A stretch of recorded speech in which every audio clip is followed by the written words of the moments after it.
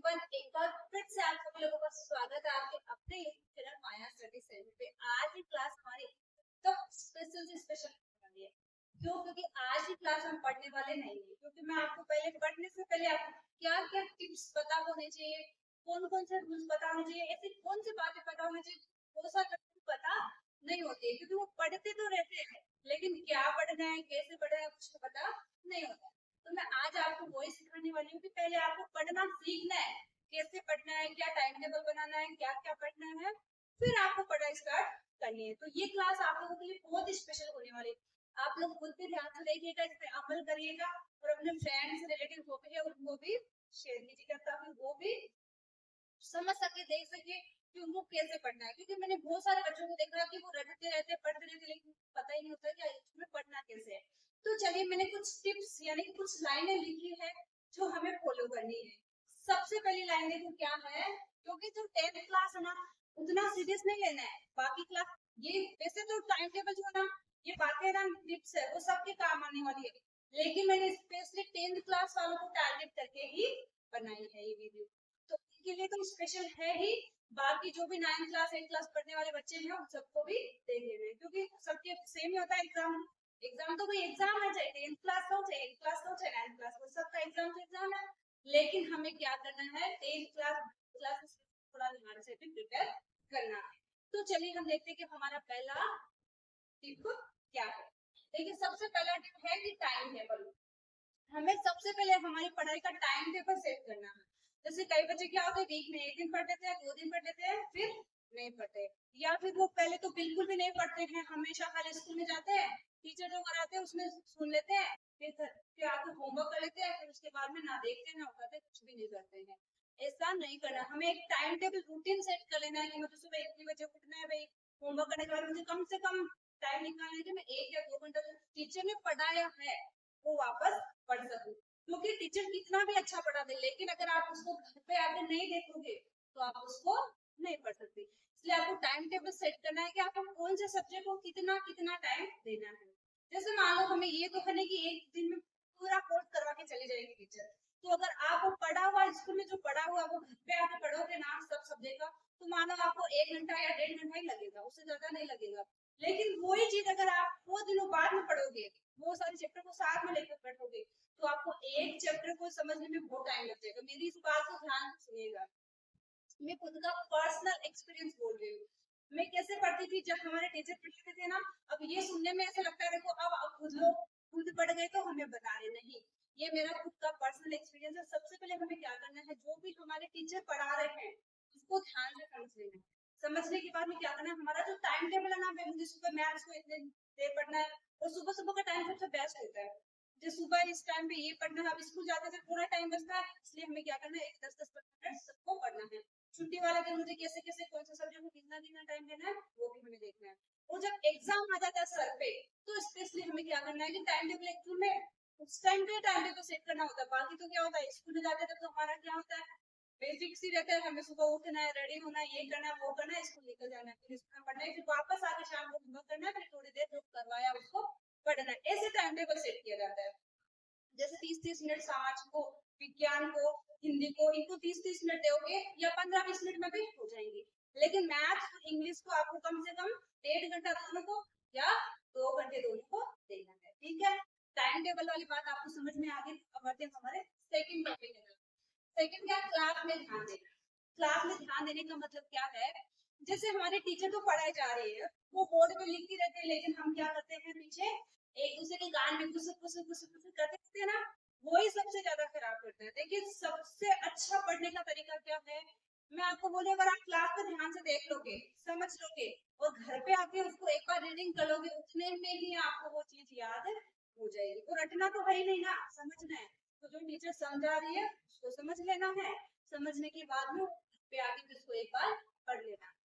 तो टीचर जो भी पढ़ा रहे उस पर हमें ध्यान देना, उसको ऐसे ही बातों में नहीं निकाल देना है कि पास वाले से बात करते रहते हैं, या तू क्या कर रहा है, मैं क्या कर रही हूँ, हम लोग कल वहाँ पे गए थे, हम कितना गए थे, नहीं, क्लास में और क्लास के बाद जो भी सब्जेक्ट आपका पढ़ाया जा रहा है उस पर ही ध्यान देना है। ठीक है, चलिए अब आगे थर्ड टॉपिक है। थर्ड क्या है, घर से पढ़ के जाना। अब ये वाली बात थोड़ी यूनिक लगेगी, क्यों?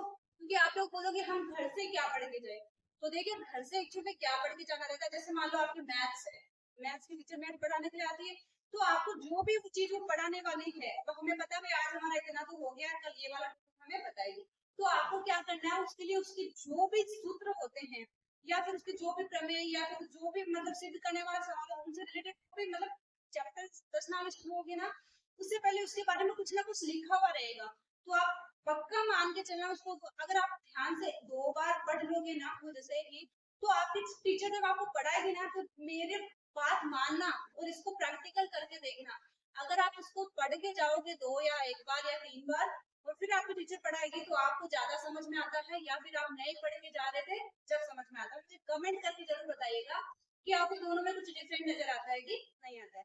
इसलिए हम जैसे इंग्लिश है, इंग्लिश में हमें क्या करना है, जैसे हमारे टीचर एक दिन में पूरा एक लेसन तो करवा के जाती नहीं है, तो वो क्या करती है, या तो पैराग्राफ लेती है या फिर एक पेज लेके 2 पेज ऐसे करवा दिए।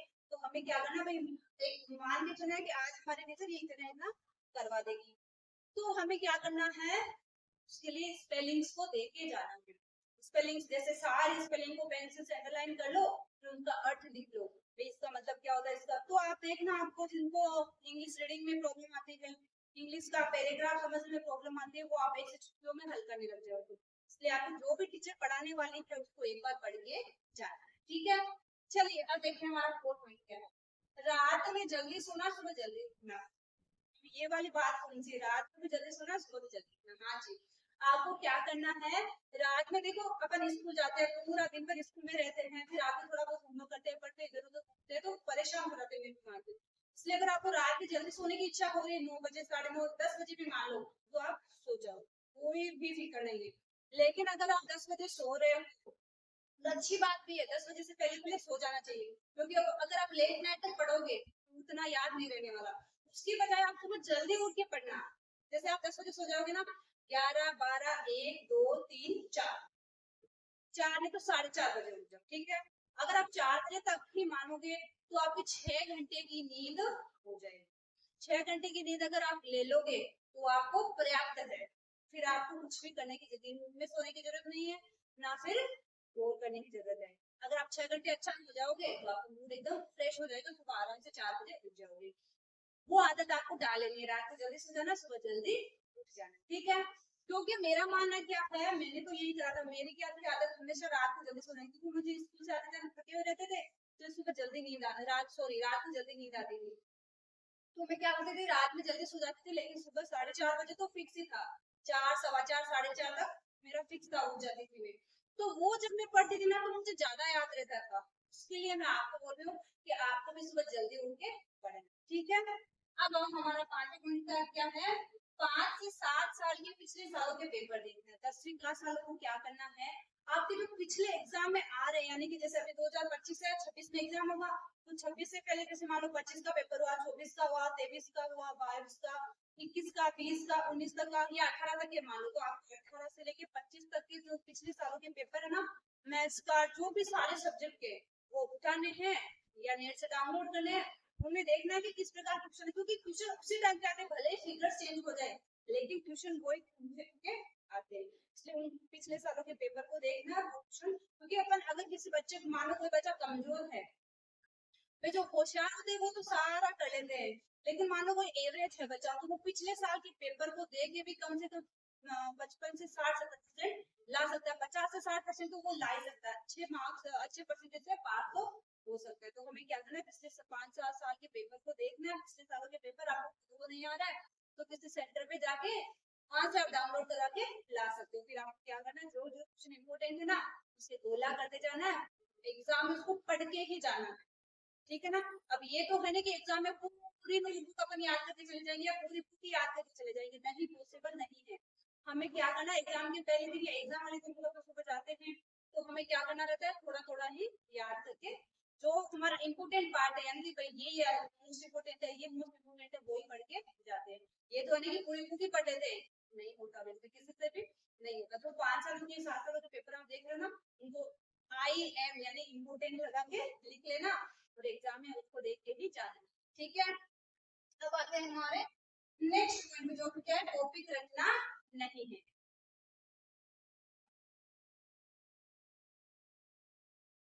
अब देखिए ये वाला पॉइंट पे है ना, बहुत बहुत बहुत बच्चों की प्रॉब्लम रहता है। वो क्या करते हैं, टॉपिक को रटने बैठ जाते हैं। अब मैथ्स देखिए एक ऐसा सब्जेक्ट है जिसमें रटने से काम चलता नहीं है। अदर सब्जेक्ट में मानो फिर भी आप हिंदी में रट लो, सामाजिक में रट लो, लेकिन मैथ्स में आप नहीं रट सकते हो। इसलिए आपको क्या करना है, टॉपिक को समझना है, सूत्र देखने हैं, सूत्र तो भाई याद करने पड़ेंगे, चलो वो तो रट ले, कुछ कुछ तो चीजें रट लेते हैं, लेकिन पूरी किताब अपन नहीं रट सकते। इसलिए हमें क्या करना है, टॉपिक को रटने के बजाय समझना जरूरी है। अगर समझा हुआ है तो आपको एग्जाम में याद रहेगा, अन्यथा आप भूल जाओगे। इसलिए टॉपिक को रटना नहीं, उसको समझना है, ठीक है। उसके आगे पॉइंट आता है हेल्थ का भी ध्यान रखना। सबसे मोस्ट इम्पोर्टेंट टॉपिक तो यही है कि कई बच्चे अपनी हेल्थ का ध्यान नहीं रखते हैं। भाई जैसे बार बार बीमार आना, बुखार आना, बार बार जुकाम लग जाना, या कुछ और प्रॉब्लम, पेट दुखना, ये चलता रहता है। तो हमें हमारी हेल्थ का भी बराबर ध्यान रखना है, खाना टाइम पे खाना है, नींद भी बराबर लेना है, अच्छे से खाना है, हेल्दी चीजें खाना है, बाहर का ज्यादा नहीं खाना है। इसलिए हमें हमारी हेल्थ का भी ध्यान रखना है।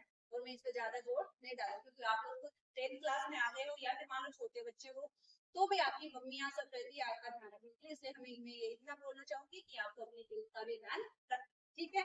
क्योंकि अपन तभी पढ़ सकते हैं जब हमारी हेल्थ का अपन ध्यान रखेंगे। अगर हेल्थ का ध्यान नहीं रखेंगे तो कैसे पढ़ेंगे। भाई मान लो बीमार पड़ जाएगी, बुखार आ जाएगी, गई ना 8-10 दिन की, क्योंकि बुखार इतना जल्दी रिकवर होता नहीं है।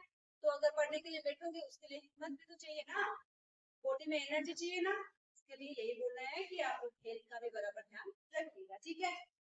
नेक्स्ट पॉइंट क्या है, फ्रेंड्स या भाई बहन के साथ शेयर करना। शेयर करने का मतलब क्या है, ये नहीं कि आप वो मैसेज शेयर करना, ये वो शेयर करना। शेयर क्या करना है, जो भी चीज आप पढ़ते हो, जैसे मैथ्स है, मैथ्स अगर आप पढ़ रहे हो तो उसके जैसे सूत्र है, तो कोई फ्रेंड से पार्टनर को ले, मैं देखो ये सुना था तो मेरे को ये सुना, ऐसी चीजें बहुत ज्यादा जल्दी याद होती है अपन को। अपन बहुत जल्दी कैच करते हैं, एक दूसरे से सुनते हैं ना, मैं ये वाला सुना दूं तो ये वाला सुना, ऐसे करके ये आपके कोई भी भाई बहन है सेम क्लास में के साथ शेयर करो, उससे आपका जल्दी माइंड में कैच हो जाएगा, ठीक है। फिर अगला पॉइंट क्या है, खेलना टहलना भी जरूरी है। यानी कि आपको ऐसे नहीं कि आप 10th क्लास में आ रहे हो इतना सर पे बर्डन लेके चलो कि भाई हम तो 10th क्लास में आ जाएंगे, ना खेलेंगे ना कूदेंगे ना बाहर जाएंगे ना कुछ करेंगे, नहीं। थोड़ा बहुत घंटा पर आपको शाम के टाइम में खेलना भी है, घूमना भी है, टहलना भी है, फिरना भी है, मौज मस्ती भी करनी है। 1-2 घंटा फर्क नहीं पड़ने वाला, क्योंकि अपन 6 से 8 घंटे स्कूल में पढ़ते हैं, फिर घर पे आके 1-2 घंटा और पढ़ लेते हैं। उतना अगर हम ध्यान से पढ़ लेंगे तो आपको ज्यादा कुछ करने की जरूरत नहीं, ठीक है। इसलिए खेलना कूदना भी है, बाहर घूमने जाते हो तो वो भी जाना है, लेकिन ज्यादा देर नहीं कि आप शाम को आते से जाओ फिर रात बहुत देर तक आओ, वैसे भी नहीं होगी, ओके। चलिए अब हमारा नेक्स्ट पॉइंट क्या, पॉजिटिव सोच रखना है। एक पॉइंट देखो मैं भूल गई, जो तो सबसे इम्पोर्टेंट है, लेकिन वो लास्ट में मैं बिना लिखे ही आपको बोलूंगी। पॉजिटिव सोच रखने का मतलब क्या है, कई बच्चे पढ़ते तो रहते लेकिन ऐसे डर बना के रखते हैं कि ओ मैं मेरी 10th क्लास है, मैं क्या करूं, मेरे को कुछ आ रहा नहीं है। एग्जाम देने जाओ जब एकदम फ्री माइंड के भगवान से प्रार्थना करते कि हमने बहुत अच्छी तैयारी करी है, ऊपर हमारा एग्जाम अच्छा करवाने, बस अपन उतना ही कर सकते हैं, पढ़ के जा सकते हैं, एग्जाम देने के जा सकते हैं। पेपर में क्या आएगा कैसे हमारे हाथ में थोड़ी है, बस हमें अच्छे से पढ़ना है, हमारे सोच को पॉजिटिव यानी कि अच्छा रखना है कि मैंने जो पढ़ा ना वो ही आएगा, उसके बाद कुछ भी नहीं आएगा और मैं अच्छे से एग्जाम देके आऊंगा। इसी सोच के साथ हमें आगे, ठीक है। अब हमारा एक मोस्ट इम्पोर्टेंट टॉपिक क्या है, पॉइंट बोल दो, टॉपिक बोल दो, टिप्स बोल दो, वो क्या है कि हमें मोबाइल से दूरी बना के रखना है। क्योंकि आजकल के बच्चों को यही प्रॉब्लम है कि वो अपना ज्यादातर समय किसके साथ निकाल देते हैं, मोबाइल के साथ। वो क्या करते हैं, लेते तो 2-5 मिनट के लिए रील्स देखेंगे 5 मिनट के लिए, लेकिन एक बार रील्स पे ऐसे स्वाइप करने लग जाओगे तो कब घंटे निकल जाते हैं पता ही नहीं चलता।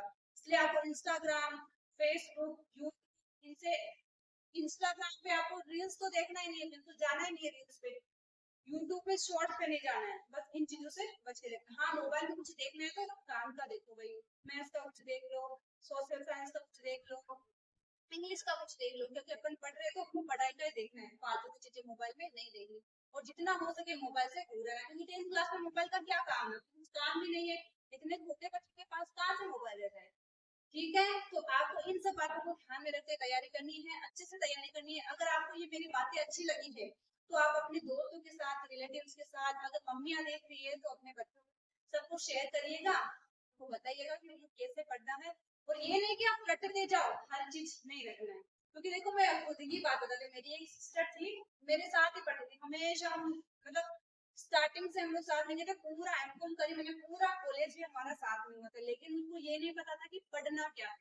वो मेरे से ज्यादा पढ़ती थी, रात को लेट कर सुबह 3-3 बजे उठ के पढ़ती थी, तो मैं उसके बाद में उठती थी, पहले सोती थी।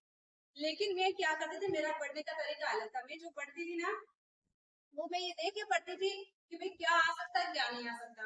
अब भाई देखो हमारे कई कई क्वेश्चन ऐसे होते हैं जो अपन को देख के पता चल जाता है कि ये एग्जाम में नहीं आने वाला, मैं तो बता देती हूँ देख के।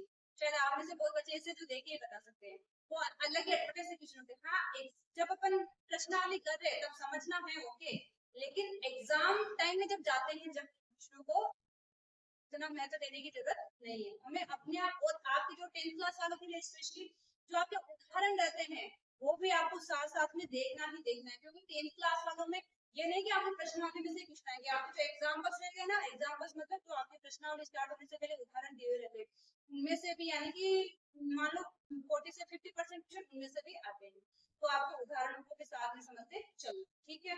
अगर आपको ये बातें अच्छी लगी तो वीडियो को शेयर कर दीजिए, हमारे चैनल पे नया है चैनल को सब्सक्राइब कर दीजिए, वीडियो को लाइक कर दीजिए, और क्लास अच्छी लगी तो क्लास में प्यारा सा कमेंट भी कर दीजिए। अब हम मिलते हैं 10th क्लास की शानदार सी वीडियो, जिसमें हम पढ़ने वाले हैं वास्तविक संख्या, जिसमें हम शुरू करेंगे हमारी 10th क्लास का पहला चैप्टर, जिसका नाम क्या है, रियल नंबर्स बोल दो या फिर वास्तविक संख्या। वो अब हम मिलते हैं नेक्स्ट क्लास में, तक के लिए बाय बाय।